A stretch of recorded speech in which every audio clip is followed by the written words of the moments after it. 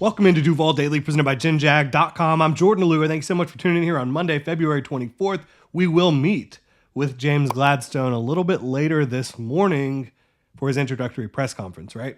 But the James Gladstone era is here at general manager. You've got James Gladstone at GM. You've got Liam Cohen at head coach. Tony Baselli, EVP, executive vice president. So it's a new era, right?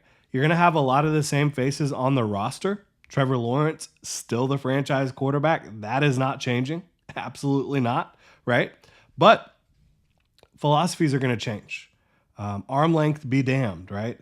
No, I don't think that that's 100% true. But what I do think is this is going to be an organization that is less dogmatic, less old school than they were in their scouting, in their evaluation approach than Trent Baalke was, right? They're going to be more open to new ideas. They're going to march to the beat of their own drum at times. They're not going to be locked in this box that they see, right? I think that they're going to be creative, innovative, as Shad Khan has talked about. So it is going to be more about just getting good football players now. Like if he doesn't meet a specific requirement at a specific spot, how are we able to foil that with what he can actually do for us on the field, right? I think that that's going to be the ways this new football leadership team kind of looks at things. I think in the first couple rounds, yeah, you're going to want guys that have the physical traits you need to excel at an extremely high level in this league. I think you're going to see that. I also think you're going to see guys that are productive and clearly have a high level of skill as well. After that, third round, middle rounds, and beyond, I think you're just going to get guys who can ball, who the coaching staff and front office can see in a specific role for this football team. That's kind of how I'm viewing it. I think a lot of and it was inconsistent the way they would bring in players, the way they would evaluate players. And it doesn't all have to be uniform all the time. If there's a guy you like for whatever reason, go get him, right? It doesn't have to be because he has a high level of skill. It can be because you see the potential, right? I get that. And it doesn't have to be dogmatic. It doesn't have to be this trumps everything every single time. But you need to be able to hit in the draft, bottom line, beyond the first round. And that's what the Jaguars have kind of struggled with a little bit. They've been really good early on, and they've kind of struggled later on in recent years. So this is going to be a predictive mock draft here that we're doing today with James Gladstone and the Jacksonville Jaguars. And we're going to talk about free agency here as well. So we'll get into this 7-round mock draft. Before that, though, free agency, Drew Dahlman at center. I'm trying to manifest this, y'all. I know Mitch Morse is there, and he is a fine stopgap option. He is. Drew Dahlman can give you a top 5 center level player right now. And you can go get him. You might have to make him the second highest paid center in the league, but the gap between the first highest paid center, Creed Humphrey, and second highest paid center, which is Ragnow or Glasgow from Detroit, I can't remember which one, but they get 13.5. So there's 18 million down to 13.5 million, right?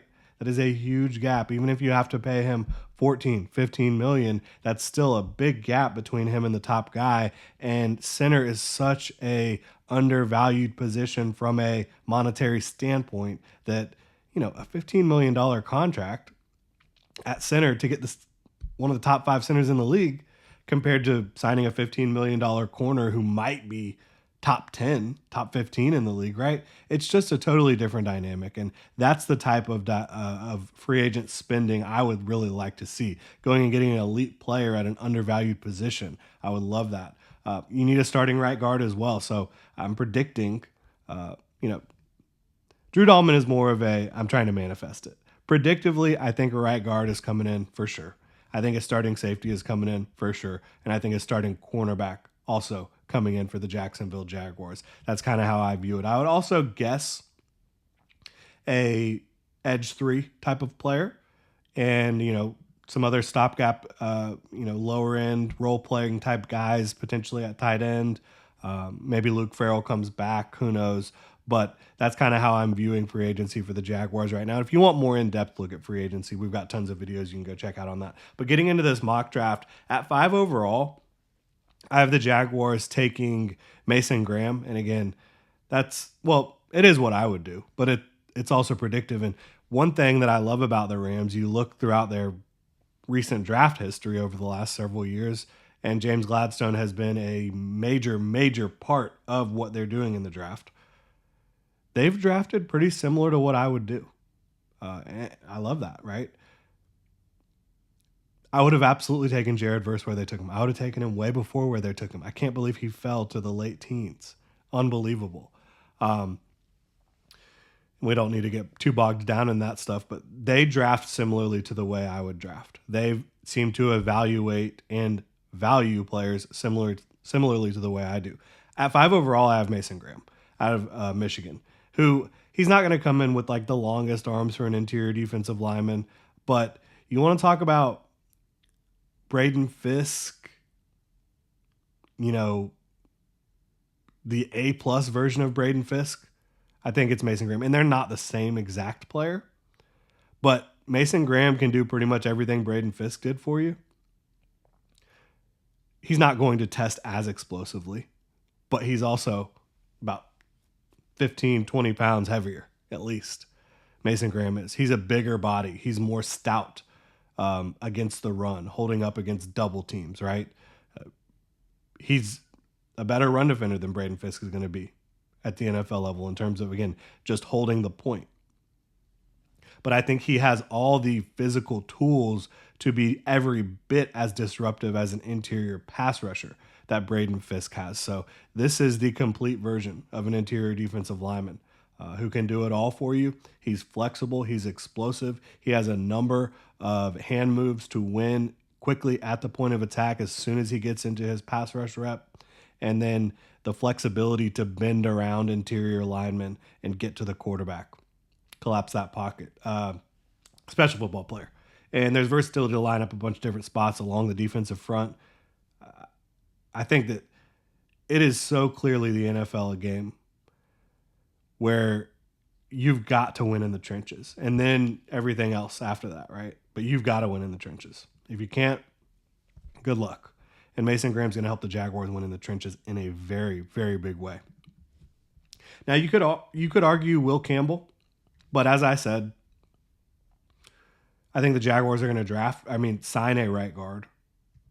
And then Will Campbell doesn't make as much sense, right? But you could also say, hey, if they love Will Campbell, they draft Will Campbell to play guard.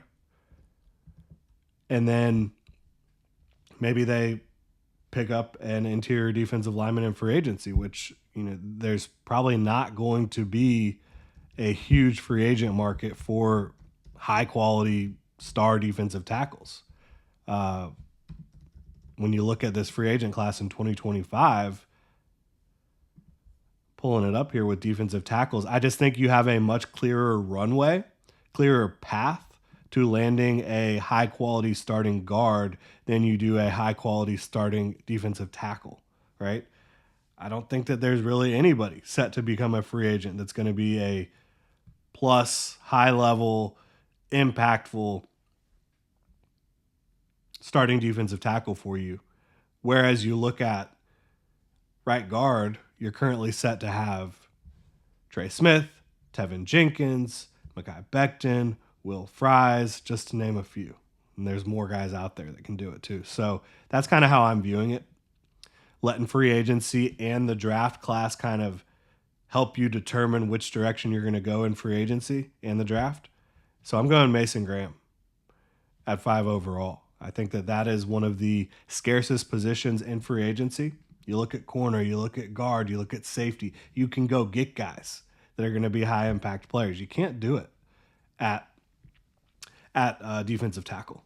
So that's where we're going to go there. We're going to get to the rest of this mock draft first. Got to remind y'all to check out Underdog Fantasy. It's basketball season, right? When your favorite star scores buckets, we're alley-ooping you an opportunity to win money from watching sports with Underdog. Making picks on Underdog is straightforward. Signing up is even easier. Just head over to Underdog's simple-to-use mobile app or UnderdogFantasy.com. Sign up with promo code DuvalDaily, and Underdog will give you a free pick to use on your first cash pick'em entry, plus up to $1,000 in bonus cash when you deposit. Tonight, I'm taking Nuggets star Nikola Jokic. Ever heard of him? To score higher than 27.5 points against the Pacers. That is Underdog Fantasy, promo code Duval Daily to claim your new customer special of a free pick and your deposit offer. Must be 18 plus, 19 plus Alabama and Nebraska, 19 plus in Colorado for some games, 21 plus Massachusetts and Arizona, and present in a state where Underdog Fantasy operates. Terms apply. Void in Colorado. Concerned with your play? Call 1-800-GAMBLER or visit www.ncpgambling.org. Arizona, 1-800-NEXT-STEP. That's 1-800-639-8783 or text NEXT STEP to 53342.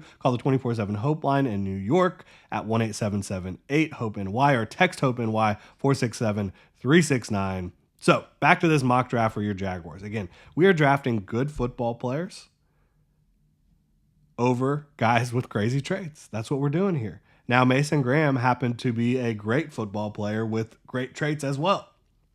I think Gray Zabel is going to also test well, and we're going to draft him at 36 overall.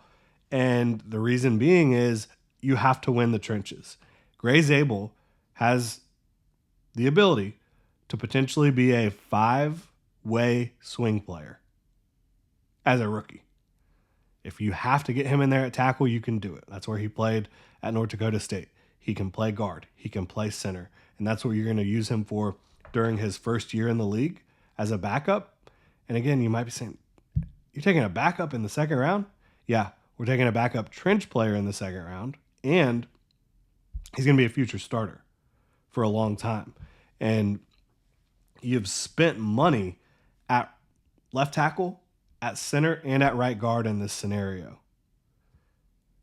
You're also spending money right now at left guard. Ezra Cleveland, the Jaguars have a out after the 2025 season. If Gray Zabel comes in and plays the way I would expect him to play, the way I think the Jaguars would view him as well, you're able to move on from that Ezra Cleveland contract, get a little bit cheaper on the offensive line. Then you still have Gray Zabel and Anton Harrison on rookie deals, right? And that makes you feel like you can allocate resources more a little bit elsewhere. And so Gray Zabel, I just love his game so much. His hands, like his timing, punch timing, and his ability to just get his hands in the right spot consistently, that blows me away. Like, he always has his hands high and inside. Always lands them. And then his base is unbelievable. And he's a really good mover in space too. And he plays with enough strength at over 305 pounds. I'm a huge fan of Gray Zabel. So 36 overall. And I think the Jags will be too. Now, it'll be interesting to see the Rams over the last several years. They went big on the interior. They got these big boys to run more gap power scheme offense. I don't think that's the direction the Jaguars will go, but just something to note. The Rams also, James Gladstone, they have never been afraid to say F them picks. And I'm not saying they're completely saying that here, but I would not be surprised, and you saw it last year, they traded up for Braden Fisk. I would not be surprised if there's a spot at some point in the second round where they feel like, there's a player we really value that we want to be a starter for us for a long time. We're going to go up and get that guy. And in this scenario, I made that running back Travion Henderson. And I know folks like, running back, seriously, we have Tank Bigsby, we have Travis Etienne. Tank Bigsby, for all that he does well, and I love his game. Was a big fan of him in the draft. Fumbling issues, ball security issues in a big way.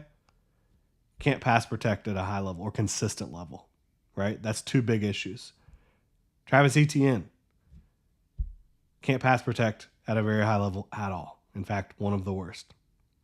Now, maybe coaching can help that out, but look, at some point, it's not hard to read what's happening in front of you and just go make a block, right? It should not be as difficult as they make it look. So you've got Bigsby with fumbling and pass protection issues. You've got Etienne with pass protection issues, and he struggles to find the right. His vision, it's not great, right? It's not great. Travion Henderson is an elite pass protecting prospect out of Ohio State. He is an elite pass catching prospect out of Ohio State, and he will get what is blocked. He has patience and vision. Also, he can be a home run hitter. Like, he's going to have 4.4 speed. He is fast. And he can bend, he can wide zone, inside zone. I think he can run pretty much everything for you. And I think probably as a rookie, you'd be looking at him as potentially like a third down back, at least to start. That's probably the role you envision for him early on in his rookie year. But I would not be surprised if he just is one of those guys you can't really take off the field as much as you would think initially because he's so good. He's a really, really good player. He's a top 30 prospect on my board. I expect the Jaguars to value his skill set as well. And so that's why I have the Jaguars trading up, giving up 70, 106, and 184 to move up to get Travion Henderson at 51 overall. And this is just, an example of something they could do. You talk about giving up your third. So 51, 70, that's a wash. So you're giving up basically a fourth and a sixth to move up and to get your guy. Essentially using 3 picks to get Travion Henderson. But 2 of them are day 3 picks. One of them's a third rounder. Travion Henderson, I think, is absolutely going to be worth it. Then at 88, the Jaguars still have another third round pick. So it's not like you're moving up to get Travion Henderson and now you don't have very many picks at all in the top 3 rounds. You're still making 4 picks in the first 3 rounds. At 88, I've got wide receiver Jalen Knoll. And look, I would have loved to have put Xavier Restrepo here, but I think Jalen Knoll out of Iowa State is he's more explosive, certainly, than Xavier Restrepo. And we're talking about slot receivers here. We are. And the reason we're talking about slot receivers, I do think that Christian Kirk's going to be back this year. I think that Parker Washington still has a chance to prove that he can be a high-level player in the NFL. You've seen bits and pieces. You've seen flashes of it. But I think Jalen Knoll, this guy brings incredible speed. He's 5'11", 200. He's fast as all get out. Great route runner. There's some similarities to Christian Kirk's game. I think he's faster. I think he's more dynamic as a pass catcher. Jalen Knoll is out of Kansas State. He does not drop the football, right? Last year, drop rate 4.8%. Contested catch rate, which is kind of shocking to see. 25 contested catch opportunities last year. He hauled 13 of them in. So, he's not just this finesse guy. I think he can make these tight window, difficult catches for you. And so you're talking about somebody who, again, ball security at an extremely high level, does not drop the ball, can come down with these tight window, high leverage contested catch situations, doesn't fumble the football, and can create separation against man and zone coverage pretty consistently. He's also a good run blocker, which I think the Jaguars are going to value. So Jalen Knoll comes in, and I know we all always talk about, well, you have to get another outside receiver for the Jaguars to maximize Brian Thomas Jr. I don't think that's true. I just think you need good football players that can win in a variety of ways, and I think Jalen Knoll can do that. And when you look at what Liam Cohen can do here, talking about putting people in motion, talking about bunch formations, tight to the line of scrimmage, to the middle of the field, as long as you have good football players that can execute, I think that Liam Cohen is going to be able to find ways to properly utilize them. And Jalen Knoll is exactly that. So Jalen Knoll at 88 is somebody I think they like. I think they'll like Xavier Restrepo too. It would be interesting to see their board and see which one they have higher, because again, they both are going to be slot receivers. But look, they made Cooper Kupp freaking Triple Crown champion, right? Unbelievable record-setting years for Cooper Kupp. And Cooper Kupp had a big part to play in that, but that's primarily out of the slot. I think Jalen Knoll, he can probably align out wide a little bit at times, and then you just see the motion all over the place. Motion. And that creates leverage, it creates mismatches, and it gives your offense the answers they need to see what the defense is doing. Against most defenses, there's some that, Vic Fangio, he will try to confuse the crap out of you, right? But there's not a lot of Vic Fangios around the league. At 125, getting into day 3 of the draft, we've got cornerback Jacob Parrish out of Kansas State, who, this cornerback class, I think it's underrated. I think the guys that are, in my mind, late day 2, early day 3, there's a bunch of them that project to be good starters. And Jacob Parrish, he's not super tall either. He's 5'10", but he's 200 pounds. And so, despite being not the tallest guy out there, he does have the mass on his frame to get the job done at an extremely high level. And that's exactly what you saw him do at Kansas State this past year. You know, he's physical, he's sticky, he's got good movement skills. I think he reads the game extremely well. He's been able to get his hands on the football and both get pass breakups and interceptions throughout his career. This is the type of guy I would really value at 125 overall, and he's not the only one. I was picking from several corners that I really liked, including one that we land later on. At 143, we get tight end Luke Lachey out of Iowa, the tight end factory for the NFL, right? And their passing game, it just struggles, and that's why you see so often these tight ends that should be like day 2 picks end up falling to day 3 of the draft out of Iowa, and they have really good professional careers. I think Luke Lachey can be the same story. I don't think he's going to be George Kittle or Sam Laporta, right? But I do think he has the ability to both be an inline tight end and line up different spots in your formation, has the strength and the size to be physical at the point in the run game, but also the athleticism, the nimbleness, the strong hands to be an impact as a playmaker as well. So Luke Lachey, 143 tight end out of Iowa. Then at 196, we've got Q Robinson out of Alabama, a guy who per pass rush snap at Alabama was unbelievable, but just didn't get a lot of run because Alabama always has 5-star guys up front.